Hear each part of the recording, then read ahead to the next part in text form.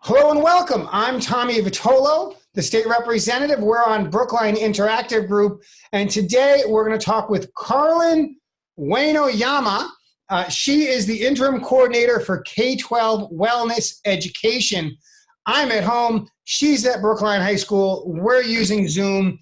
It's fabulous. Carlyn, we don't have a whole lot of time, so we're going to dive right in. Wellness education. So this is like a kid has a tummy ache and they come to you. What are you doing? What's this all about? Not exactly, Tommy. If a kid has a stomach ache, they should be going to their nurse or their healthcare professional. But hopefully with our wellness education, they won't have to go to the nurse or the doctor that much. So we work on comprehensive health and wellness education for all the students in Brookline, which incorporates both physical education and health education. We work on students' physical wellness, their mental wellness, their emotional wellness, and we do it through our physical education staff as well as our health teaching staff. It's really wonderful position to have the K-12 across the district in that we can collaborate and work together to create a comprehensive program that the kids can have for their whole educational careers. So why is wellness as different from, being sick in a medical sense, right? Like, why is wellness important within the realm of public education? So the best part about wellness is that it is a proactive, preventative way of looking at how you live your life, right? So if we can help students and teachers to look at the best ways in which to keep their bodies and their brains and their mental health and their physical health moving forward, then they're going to be able to access learning better. They're going to be able to interact with other people better. They're going to be a much happier person. So instead of being sort of the reactive piece where a lot of times the medical side comes in, we're the proactive, we're the preventative, right? So a couple things that we do really well, I think, is that we help kids to have fun and to play and to get outside and to reconnect with the natural world and do a lot of the things that that make them happy and that make their bodies and their brains ready to learn. We know that exercise affects the brain and opens up the prefrontal cortex and allows the student to have more cognitive gains. We know that when anxiety comes into play, especially in our post-pandemic or during the pandemic time, anxiety has sort of heightened for a lot of students. So we know that if we can lessen the anxiety and up the comfort levels, both on the social emotional side and the physical side, that students will be able to learn. Because when you're in an anxiety-prone situation, the fight or flight response goes into play, and you cannot learn. So that's a big piece of what we do. Now, my sense is the town of Brookline and the public schools of Brookline didn't discover the role that wellness has this summer, that in fact this has been an ongoing effort, but certainly the way that the schools are teaching and promoting wellness must be different in the fall of 2020 as opposed to, say, the fall of 2019, both for students meeting in person and obviously for students meeting virtually. Can you walk us through what some of those changes might be, both for in-person and for virtual?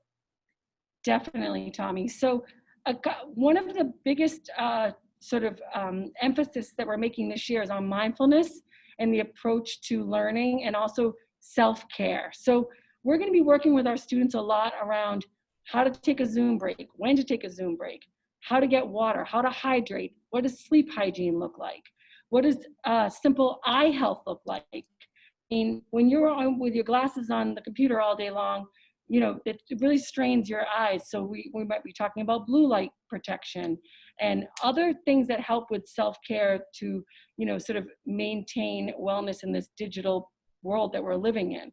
We're also going to encourage families and students to get outside more and when they can, do their physical activity, if possible, outside. And we're going to be doing that a lot with the in-person teaching. So many of our teachers are working right now on how to teach in person outside, how to do lessons with low to no equipment, how to make your own equipment, how to use what you have in your house, how to do no equipment workouts and no equipment, sort of routines. My high school teachers just today spent most of the day videoing yoga workouts and strength and conditioning workouts with no equipment, just to show that with your own body weight and with limited equipment, you can really get a good workout and an opportunity to make yourself physically and mentally well. So that's a lot of the changes. Of course, we got some safety protocols we have to be mindful of. I'm wearing my mask right now because you have to be able to wear your mask during all of our classes. And so that's something that's going to be a shift and a change for kids. We're very mindful of the need to make sure that students are hydrating and getting that extra check-ins around how they're feeling. My health teachers are working around the clock on integrating curriculum with other teachers to simplify and to make things more effective and meaningful for the students.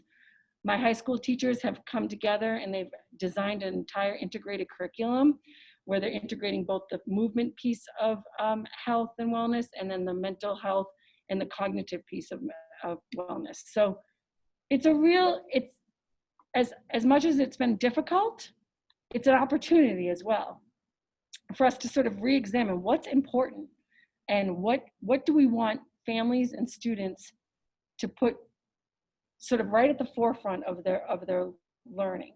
We want them to take care of their bodies. We want them to take care of their sleep. We want them to take care of their nutrition. We want them to take care of their social and emotional wellness. So all those are going to be integrated into all of our classes now. Whereas in the past, it might have felt like I'm going to my 45-minute PE class. Now it's going to be a more integrated wellness approach. So I'm glad you mentioned the equipment.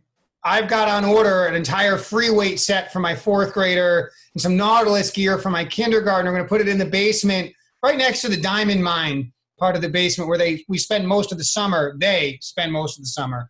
But what I hear you saying is all that equipment isn't necessary, but I wonder what should parents and the students be thinking about maybe even this week, but certainly as the school year goes on about how they can be prepared to participate in wellness and physical activity in their home, right outside their front door, or of course, if they're on campus.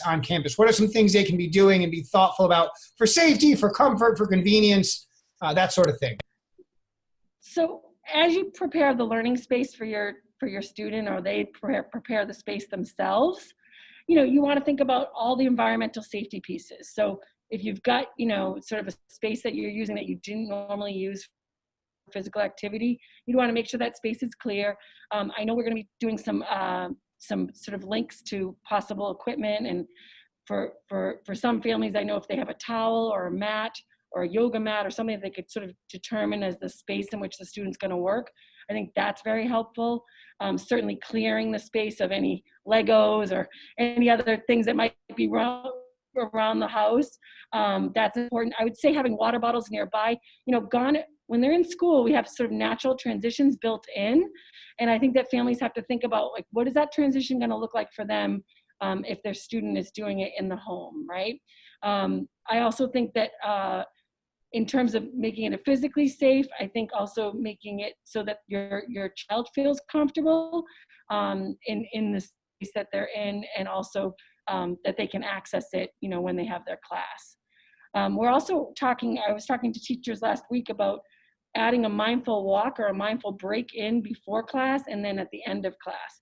So, there might be a chance or an opportunity. Parents might want to think about ways in which their children could take a break after the PE class, after they're moving a lot, and especially if it involves being able to get outside.